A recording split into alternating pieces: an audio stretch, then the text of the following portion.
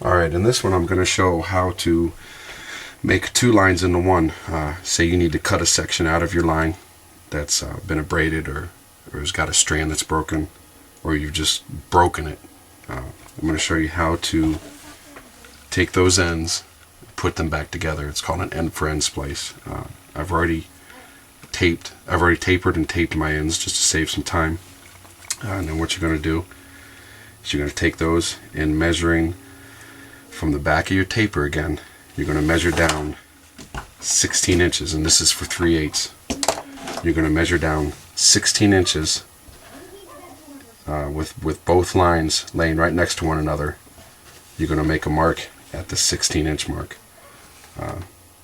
Just lay them right next to each other just like this, and then you're going to go down again another 28 inches, and you're going to make a mark on either line at 28 inches. And then what you're going to do, that 16-inch mark is where you are going to insert each of the two lines. So we'll start with this one. Here's my 16-inch mark. It's going to go in at the 16-inch mark, and it's going to come out at the 28-inch mark.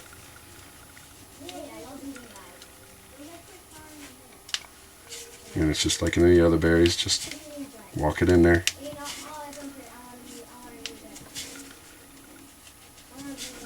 Ignore any of the other marks I've got on this line. I've used this for quite a few things so far.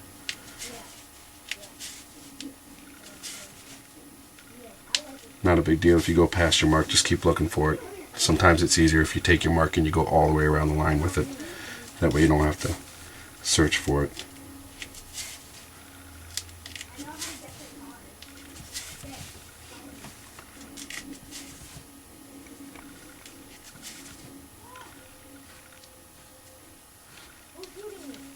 Okay, and then we're just going to leave it just like that. We're not going to do anything with that yet, because then I need to find my other 16-inch mark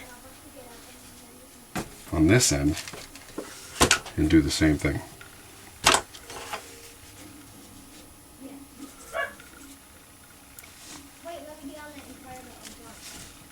And again, you can see I'm not using any tools, just using my fingers. A little bit of masking tape, electrical tape, duct tape.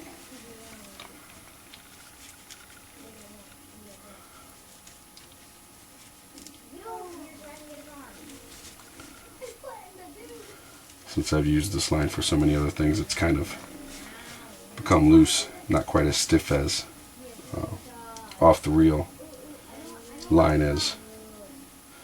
So it proves to be a little bit more difficult in getting this started. You might need to take your ballpoint pen and get that opened up, get it started. Just get it in there and bunch it up, and then pull that out.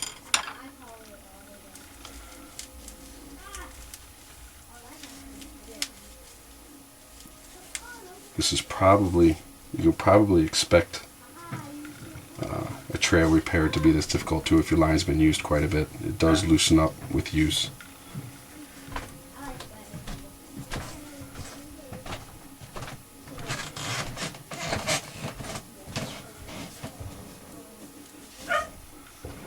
And once you get it going in there, you're going to bring this one out at your 28-inch mark as well.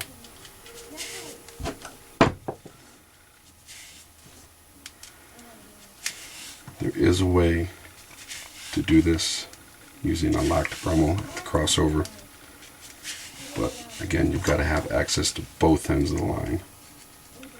So with this, your option is to lock stitch, is the preferred method.